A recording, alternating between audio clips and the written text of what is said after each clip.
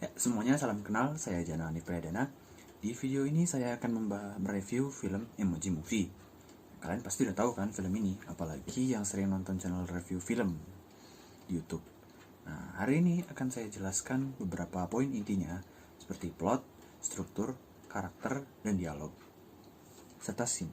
Nah, pertama, saya suka film animasi, baik yang 2D ataupun 3D. Beberapanya bagus, tapi yang lainnya itu sedikit kurang menginspirasi. Ya, yang saya anggap jelek. Nah, salah satunya ya film ini. Pertama kali awal nonton Emoji Movie dulu itu sekitar zaman SMA.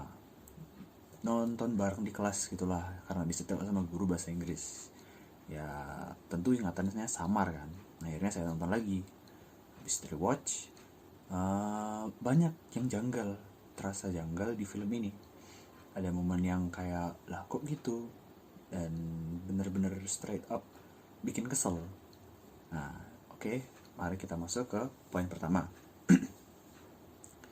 Plot. Enaknya mulai dari mana ya? Kalau kalian udah sering nonton film animasi dari Hollywood, premis Emoji Movie ini sebenarnya udah nggak asing banget. Jadi tokoh utamanya itu seseorang yang berbeda dari lainnya, tapi dia itu freshman, kayak pertama kali mencoba keberuntungannya di dunia kerja dengan penuh semangat dan passion.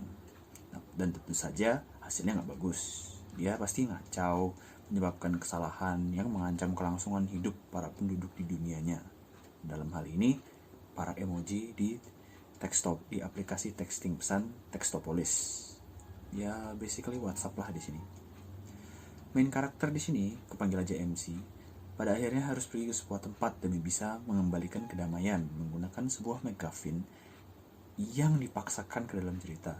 Sayangnya, 99% dari petualangan MC di belantara HP, yes, cerita ini ada latarnya ada di HP. Dan Textopolis itu salah satu dari aplikasi di HP itu. Nah, sayangnya, petualangan MC ini dipenuhi dengan 3 hal. Iklan produk, semua Deus Ex Machina, dan yang terakhir, payoff yang tidak sepadan. Oke, kita lanjut aja. Poin pertama, iklan produk. Kita sebenarnya udah gak asing sama hal ini. Film-film yang disetting di dunia modern pasti ada iklannya satu atau dua barang. Maksudku di sini di sini itu produk yang dunia asli yang dibawa ke dalam film. Dan tentu saja karena latar film ini di dalam HP, produk yang diiklanin yaitu pasti aplikasi. Ya, kalau di movie-nya ada WeChat, FB, IG, Twitter, dan lain-lain. Kenapa saya bahas poin ini? Karena mereka semua dipaksa masuk tanpa ada relevansi apa-apa ke plot. Dan walaupun promosi ini, hal ini udah wajar, bagi produk promosi produk gitu kan. Nah, saking parahnya itu, film ini nggak kerasa apa-apa seperti film, malah seperti iklan produk selama 1,5 jam. Nah, poin kedua, Deus Ex Machina. Maksudku di sini itu segalanya terjadi dengan mudah. Granted, ada beberapa momen di mana mereka harus berjuang. Nah, tapi nggak kerasa feelnya karena setiap kali ada satu hal yang sulit yang harus mereka lewati, yang harus membuat mereka berusaha gitu. Film ini malah memutuskan kalau mereka harus ngiklanin produk. Seperti salah satu contohnya itu scene dimana mereka harus kembali ke Textopolis. Nah, secepatnya salah satu dari mereka itu cuma tinggal bersiul, salah satu dari tokohnya ya, bersiul, dan muncul burung Twitter yang membawa mereka dengan cepat kembali ke titik awal. Nah, hal ini tuh gak terjadi satu kali doang. Ketika mereka berhasil lepas dari kejaran musuh, MC dan kawan-kawan terjebak di sebuah game yang diiklankan adalah Candy Crush. Nah, jadi kalian berarti beneran MC itu dikira permen gitu. Di Candy Crush kan nyocok-nyocokin permen gitu. Nah, MC karena dia seorang emoji kuning, dia dikira permen kuning. Nah, ujung-ujungnya MC harus keluar dari sana. Nah, dilihat dari penapun mereka berusaha gitu, upaya beratnya itu kayak ketutupi sama product placement yang bener-bener ditatarin di muka. Poin selanjutnya adalah payoff yang tidak sepadan. Nah, maksud saya di sini itu sesuatu yang di-build up sepanjang film tapi nggak mendapat timbal balik yang sepadan. Nah, yang paling bikin kesel ini adalah sepanjang film itu ada satu MacGuffin yang di-build, yaitu sebuah benda yang bisa balikin kondisi MC menjadi normal. Nah, dengan harapan bisa menyelamatkan nya dari Textopolis tadi dari bahaya. Itu semacam source code yang bisa digunakan buat mengubah si MC menjadi normal. Tapi ternyata si MC itu kembali normal dengan sendirinya. Bahkan berkata, aku tidak membutuhkannya. Nah kan, ini kayak menghilangkan gitu loh, masuk ke pembahasan. Nah, menghilangkan pentingnya plot dalam cerita ini. Kalau gitu kalian selama satu film ini berjuang, justru dibilang si MC, aku nggak membutuhkannya. Waduh, gimana itu? Satu film yang kalian udah tonton ini gunanya apa kalau si MC aja mendenai gitu. Nah, selanjutnya masuk ke poin pembahasan selanjutnya, karakter. Bahasan ini nggak sulit sih, karena kebanyakan dari mereka itu seperti cangkang kosong yang bahkan nggak ada karakterisasinya. MC kita, emoji yang namanya emoji meh, yang namanya Jin, itu ternyata bisa berekspresi lebih dari satu. Kalau di dunia Textopolis ini, hukumnya itu satu emoji itu hanya bisa satu ekspresi, nggak peduli apapun yang mereka lakukan. Jadi kalau misalnya emoji nangis, ya dia tetap nangis walaupun menang undian. Ada emoji ketawa, dia tetap ketawa walaupun dia terluka. Itu. Nah, karena masalah ini, si Jin ini membutuhkan McGuffin tadi yang di source code. Nah, supaya dia bisa jadi normal, dia cuma punya satu ekspresi yang meh doang. Pun pada akhirnya dia berhasil normal karena sendirinya.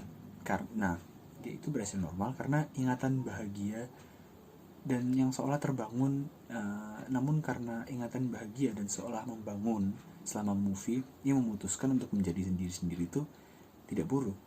Nah, di salah satu momen yang tidak masuk akal, ibaratin ya seperti kataku tadi, sudah capek-capek menyusuri, bertualang, menerobos HP selama 1 jam, si MC malah bilang gak perlu McGuffinnya karena dia udah jadi normal dengan sendirinya.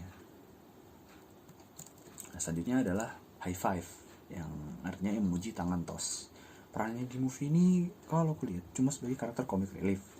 Itu awalnya dia itu tokoh yang banyak tahu informasi tentang mengenai McGuffin yang harus dicari ini. Cuma setelah ada tokoh Jailbreak di pembahasan selanjutnya muncul, itu dia ya diubah jadi karakter hiburan sampingan doang.